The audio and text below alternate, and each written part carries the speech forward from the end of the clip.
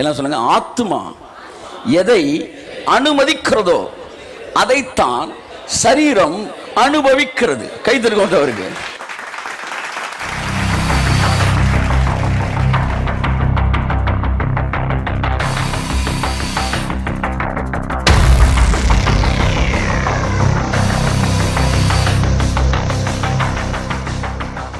புரியுதா உங்களுக்கு?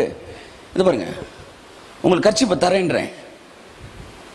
இப்போ ஒன்றும் இல்லை, முதல் பரிசு ஒரு பேரை வாசி இவருக்கு கொடுக்கப்படுகிறோன்னு எல்லாம் கை தட்டுறான். என்ன பிரைஸ் வாங்கிட்டாரா? சொல்லிட்டா வாங்கின மாதிரி தான். ஆவியில் நடந்துருச்சு. சும்மா செய்யக்கூடாது, சும்மா நினைக்க கூடாது. வார்த்தையில சொல்றத சொல்லிட்டா நடந்துருச்சு. சொல்லிட்டா ஆவியில கொடுத்துட்டாருன்னு அர்த்தம்.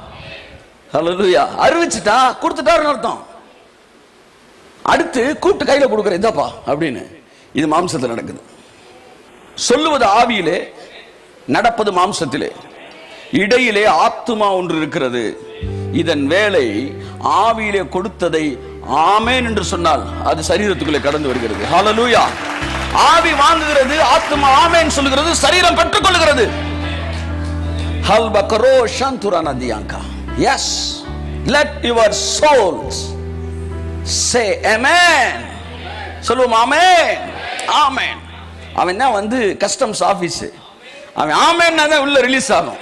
அதை புரிஞ்சுக்கணும் நீங்க. ஆமா, அதான் உங்களுக்கு சொல்ல வரேன். ஆத்துமா என்பது எதை சரீரத்துக்குள் விடுகிறதோ அதுதான் சரீரத்துக்குள் வரும். வேறு விதமாய் சொன்னால், ஆத்துமா சரீரத்திற்கு எதை நம்புகிறதோ, ஆத்துமா எதை நம்புகிறதோ அதைத்தான் சரீரத்துக்கு விடும். புரியுதா உங்களுக்கு? புரியுதா உங்களுக்கு? உங்க வீட்டுக்குள்ள யாரை விடுவீங்க? யாரை நம்புறீங்களோ அவங்களை வீட்டுக்குள்ள விடுவீங்க. இந்த ஆத்மா தான் கர்த்தர் உங்களுக்கு கொடுத்துருக்காரு. ஒரு பெரிய விஷயம். அந்த ஆத்மா ஒவ்வொருத்தருக்கும் ஒவ்வொரு மாதிரி இருக்கும். ஜஸ்டினுக்கு ஒரு மாதிரி இருக்கு, பிரிட்டோக்கு ஒரு மாதிரி இருக்கு, தாவீது பாஸ்டர் வேற மாதிரி இருக்கு, ஒவ்வொருத்தருக்கும் ஒரு மாதிரி இருக்கு. ஆனா இந்த ஆத்மா அதான் கஸ்டம்ஸ் ஆபீஸ். அது ஒவ்வொருத்தருக்கும் ஒவ்வொன்றை நினைக்கும். ஆனா உங்க வீட்டில் நீங்க யாரை நம்புறீங்களோ அவங்கள வீட்டுக்குள்ள விடுறீங்க. இந்த ஆத்மா எதை நம்புதோ அதுக்கு ஆமென் சொல்லும். அது ஆமென் சொல்லிச்சா சரீரத்துக்கு வந்துடும். ஏனென்றால் சரீரம் என்கிற அந்த வீட்டிற்கு ஆத்மாவே உரிமையாளனா இருக்கிறது. சரீரம் என்கிற இந்த வீட்டிற்கு ஆத்மா வீட்டு ஓனர். அப்ப இந்த வீட்டு ஓனர் எஸ் சொன்னா தான் இந்த வீட்டுக்குள்ள வந்து என்ன செய்ய முடியும்? ஆமா, ஆசீர்வாதத்தை இறக்க முடியும். உங்க வீட்டு திடீர்னு கொண்டு வந்து உங்க வீட்டுக்கு முன்னாடி வந்து 4 கட்டில கொண்டு வந்து இறக்குறாங்க. சார் உங்க வீட்டுல இறக்கலாமா? நீ எஸ்ன்னு சொன்னா தான் உள்ள வர முடியும். ஆமா, அவனா கொண்டு வந்து உள்ள வைக்க முடியாது. அதை புரிஞ்சுக்காங்க.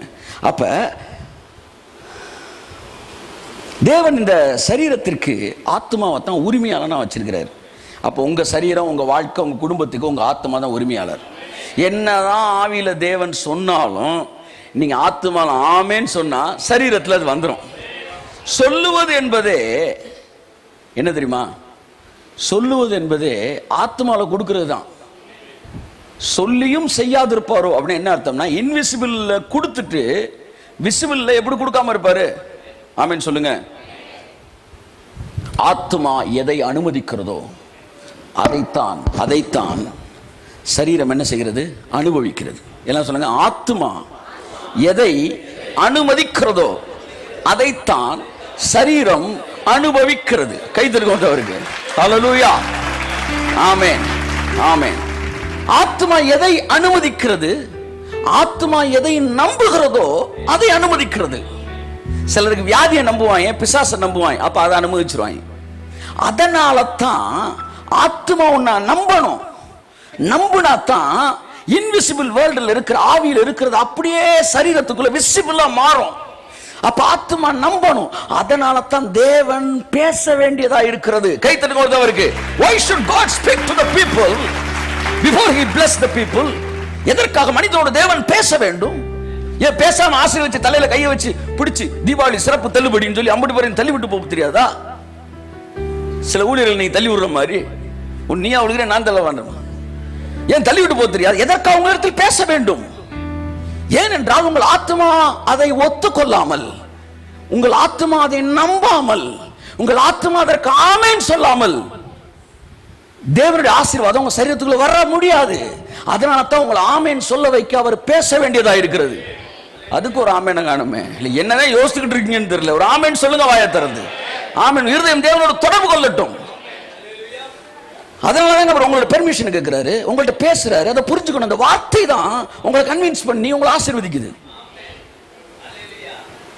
நான் உங்களை இப்படி பார்த்துக்கிட்டே இருக்கிறேன், நீங்க இப்படி என்ன பார்த்துக்கிட்டே இருக்கிறீங்க. நீ போற போக்கில் பக்கத்தில் இருக்கிற வெயிட்டை தூக்கி எரிஞ்சாலும் எரிஞ்சிருவான் அப்படின்னு நீங்க நினைச்சுக்கிட்டு இருக்கிறீங்க. நான் இங்க பார்த்துக்கிட்டே இருக்கிறவன் இவன் ஒரு ஐஸ்கிரீம் பார் கூட்டு போய் நல்ல ஐஸ்கிரீம்ஸ் வாங்கி தரணும் நான் நினைச்சுக்கிட்டு இருக்கிறேன். நான் உங்களுக்கு ஐஸ்கிரீம் வாங்கி தரணும் நினைச்சுக்கிட்டு இருக்கேன். நீங்க என்ன கல்லை கொண்டு எரிஞ்சிருவானோ சிலர் பார்த்தீங்கன்னா அப்படியே இந்த மிரண்டு போட அடி வாங்கின நாய் மாதிரியே தான் அப்படியே அப்படி பயந்து போய் இருப்பாங்க. நான் உங்களுக்கு ஐஸ்கிரீம் தான் நினச்சிருக்கேன், நீங்கள் வந்து கல்லை கொண்டு எரிஞ்சிருவாருன்னு பார்த்துக்கிட்டு இருக்கீங்க. இப்போ நான் ஒன்று நினைக்கிறேன், நீங்கள் ஒன்று நினச்சிக்கிட்டு இருக்கீங்க. அதனால் உங்கள் மனசில் எனக்கு என்னவா இருக்கிறீங்க? சத்ருவா இருக்கிறீங்க. நீங்கள் நான் இணைய முடியல. இப்படி தான் பழைய ஏற்பாட்டில் பிதாவன் அப்படி அன்போடு ஆசீர்வதிக்கிறப்ப அப்புறம் அவன் அப்படியே இருப்பான். ரெண்டு பேரையும் இணைக்க முடியல. இப்ப நான் வந்து உங்க மனசை மாத்தணும்னா என்ன செய்யணும்? தம்பி, நான் உன்னை ஐஸ்கிரீம் பார் கூட்டு போலாம்னு இருக்கிறேன் அப்படின்னு ஒரு வார்த்தையை அனுப்ப வேண்டியதா இருக்கிறது. அந்த வார்த்தை வந்த உடனே உங்களுக்கு என்ன குறித்து என்ன மாறி விடுகிறது. அப்படித்தான் பிதா மனுஷனை ஆசீர்வதிக்க வரும்போது ஓடினான். கடைசியில் புரிய வைக்கிறதுக்கு வார்த்தை அனுப்புனார். போய் நான் எப்படிப்பட்டாலும் சொல்லுங்க, போய் இந்த ஜனங்களுக்கு சொல்லுங்க. அந்த வார்த்தை வந்த உடனே அவர் சொல்றார், என்னை கண்டவன் பிதாவை கண்டான். ஓ, பிதா அவ்வளவு நல்லவரா?